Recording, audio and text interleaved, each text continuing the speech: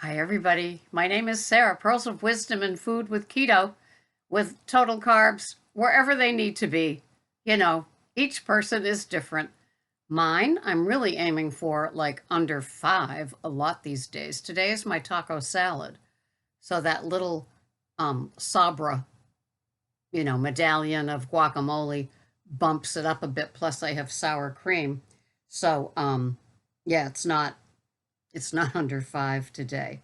But as most of you know that have tuned in, and if you're new, welcome.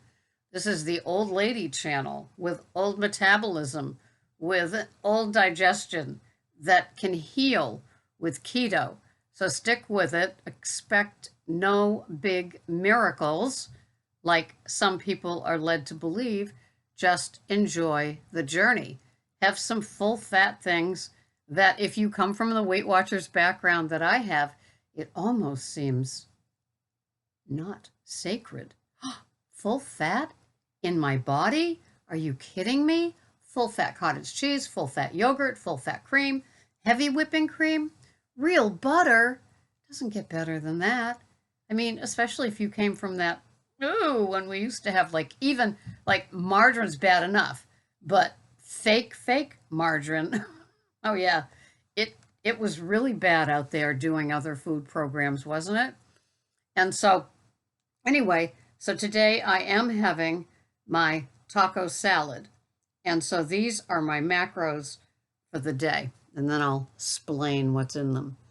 So my food for the day is 1,328 calories. My protein is 37.9. My carbs are 9 total, never net, and my fat is 132.3. So in my tacos, I eat one meal a day, and we eat between like 3 and 4 in the afternoon. It works out just perfectly. By the time I sit down at 3, I'm hungry. I admit it. And so I have 2 coffees with butter and heavy whipping cream in them during the fatty fast, which goes from, 4 in the afternoon to 3 the next day. So it's like 23 hours. I eat slow and mindful because I love each bite. So I'm on a kick now of Olivia's baby butter lettuce. It's delicious. And as I've told some of you, it's just this small leaf, and it's like eggplant in color on the top, and then if you lift it underneath, it looks like regular green. And that's what I have. I have 60 grams of that most days, and that keeps my carbs very, very low. And I've gotten used to that amount, so now it seems like a good amount. So today for my taco salad, my plate is this glass bubble plate, and it's kind of like this. It would be considered the luncheon plate if you go back as far as I do into what the plates are called.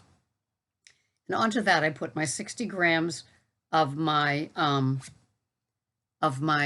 baby butter lettuce, and then 4 tablespoons of Daisy sour cream. And then I'm having 6 ounces of grass-fed burger that I saute in butter on the stove, and then I add my own spices all by myself. I'm so grown up. My mom lets me do it.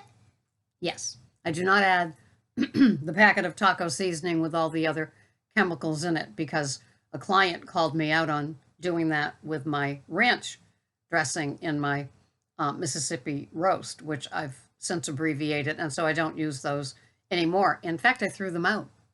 That's how much I don't use them anymore. So, and then along with that, I'm having 1 ounce of Cabot pepper jack cheese kind of melted on top of the burger.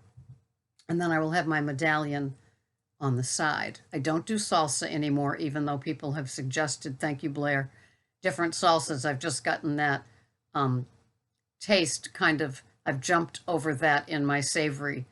And I was just listening to a wonderful video by a woman named Kate, K8. And she is young and energized. I'm assuming she's from Australia. There's some sort of accent. But she said, I just went on a business trip with my boyfriend to Sydney for a few days. So I don't think she lives in Chicago. You know what I'm saying? Yeah. So anyway, she's been doing the carnivore, and the first video I caught of her was day 31. But that's carnivore isn't the important part of this, although it definitely plays a part. And she's a big fan of Michaela Peterson, and I just got turned on to her. And as some of you can already know, because of an episode number 4 that I did recently. But anyway, what a head on her shoulders. She is just such a sensible young woman. Loved listening to her. And she talked about the simplicity of her foods and not having, like any like any government sponsored, I don't care if it's Australia or United States or Canada or Italy. They're always going to say, select from a multiple group of foods and you will get everything taken care of. And she said how confusing that is and how it messes with you. And of course, I'm the queen of simplicity when I cook and the queen of simplicity when I eat. And my, not cravings, but my getting hungry for certain foods, it's just become smaller. And what happens with that is, yes, I don't need my recipe books anymore. So I'm not going onto Pinterest and printing, you can't print really, but printing a gazillion different ways to do something. I'm not fancy Nancy at all. In fact, the most spice added sort of thing that I do is a boneless chicken thigh type of hearty stew, and I kind of make it curry-ish, and then this taco salad with the spices. And so I keep it nice and simple. And so when I'm desiring to have a certain dish for my OMAD, then I can get excited about each and every single ingredient. And with something like my OMAD, each and every single ingredient is identifiable, right? You can tell what sour cream looks like. You can tell what lettuce looks like.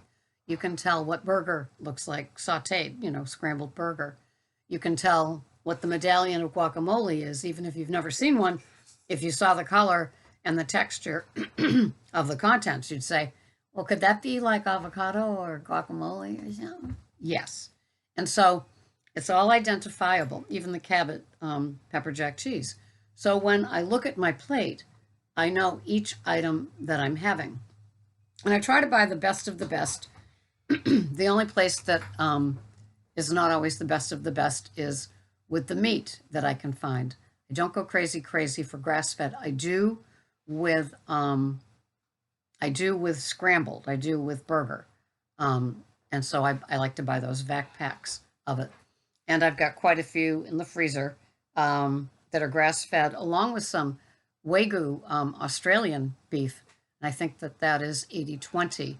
And that is a great higher up kind of beef product. So I like to buy that. And so, yeah, that's how I'm doing that. And so it's the simpler amounts of food that I'm buying every day.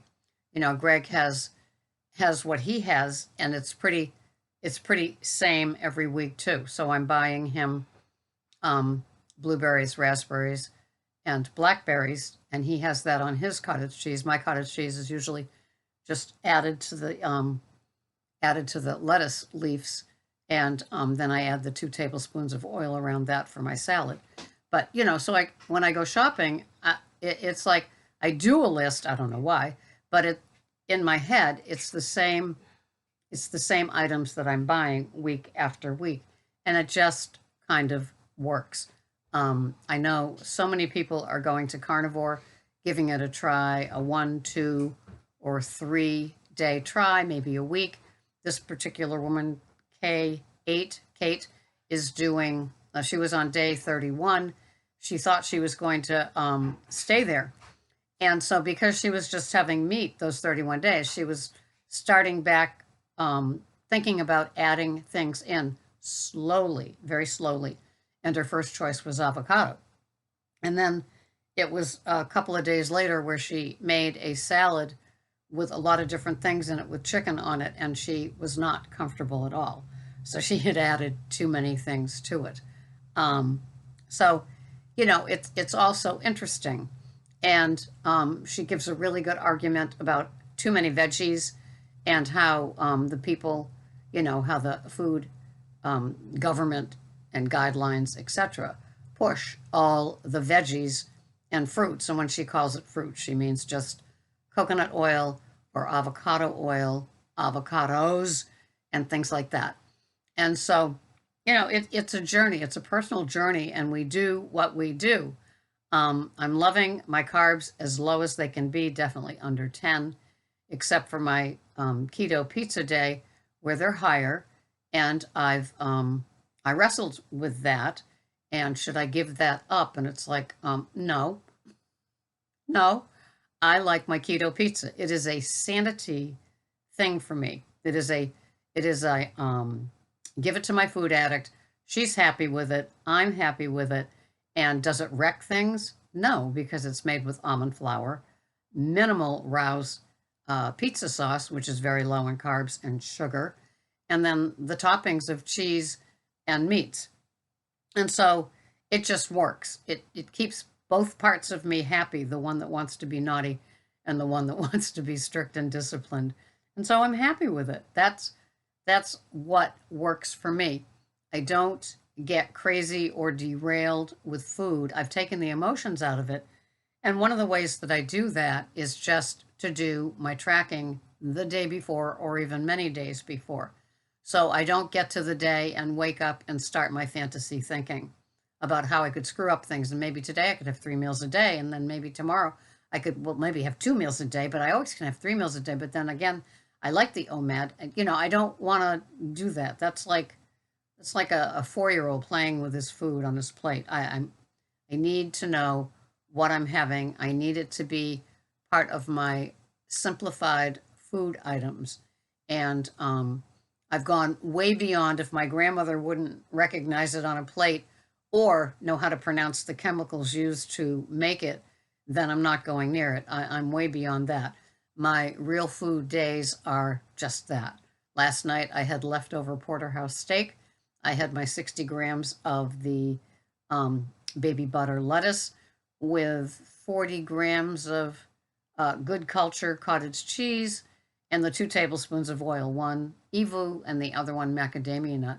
And it was simple. It's just there. I heated up the porterhouse steak in butter in my new copper pan. Yeah, and I was totally satiated with it. One thing I'll say is that eating steak, it takes a while to chew it. And so the meal, you can get quite a bit of good meal time in. And that always is happy time for me because I leave the table satiated, not stuffed. And that's another thing. If you're having a whole variety of things, something could be bloating or making you feel stuffed. It just might not work, but you don't know that because you're having 10 items in your meal. And so the simplification makes it really easy. Like if I woke up today and I was feeling not so hot, it's going to be the steak, the lettuce, the cottage cheese, or the oils. That's it. So I've got 4 items that could be giving me a problem. But because I have most of those items every day, I love my beef. There's something about chicken now that I just can't think about. Kind of weird. I've seen other people say the same thing. So in my meat choices, I'm having a pork chop this week. Hadn't had one for a couple of weeks. So is pork, mostly beef. And then I could have lamb chops. I've got a couple of racks of lamb in the fridge that we cook on the Weber grill, like a midweek thing. And that still has an appeal to me. And then the burger. But outside of that, it's limited. I'm making some bacon today to put some chopped up bacon onto that salad with the cottage cheese and the oils and the lettuce. And that will be a nice flavorful addition. 1 tablespoon of chopped bacon, or, like 20 grams of it chopped up, does go a long way. And it does add a lot of flavor and fat and satiation. It's a very, it's a food item that makes me feel content. So that's what I'm doing today. Less is better. Less is easier. Simple really works. And I don't know how you eat, but I just sent off a recipe book to somebody that said they wanted it. Too many ingredients for me. I like my things very simple and neat and orderly, and it works. I'm in maintenance, and I love my keto. And a few people have gone back and watched some of my Weight Watcher videos and have been commenting on them. They are interesting, aren't they? I was as fully immersed in my Weight Watchers as I am in my keto. But I'm keto for life, baby. So that's where I am. Thank you so much for watching. This has been Sarah, Pearls of Wisdom and Food with Keto. Way low, way, way, way low. Protein up a little bit. I'm liking that. And if you need one-on-one with your food program and just don't even know where to begin and don't even know, the difference between macros, and you haven't begun to identify what happens after you eat, like how do things sit, simple items certainly work best. You don't have to sit there and be a detective with like 15 different things. And like in a recipe, like I'm really bloated. How did that happen? Well, it could have been some of the 15 ingredients you put into that keto casserole. You don't know. And so I know that with less veggies, my bloat complaints have definitely lessened, even though the heat index is still around 90, 95, and the humidity is 99%. So that's my proof in the pudding. And it's not a chia keto pudding. Thank you very much. Thanks for watching. You can find me at ketocoachingsarah.com, ketocoachingsarah.com, and I will see you the next time. Bye-bye for now.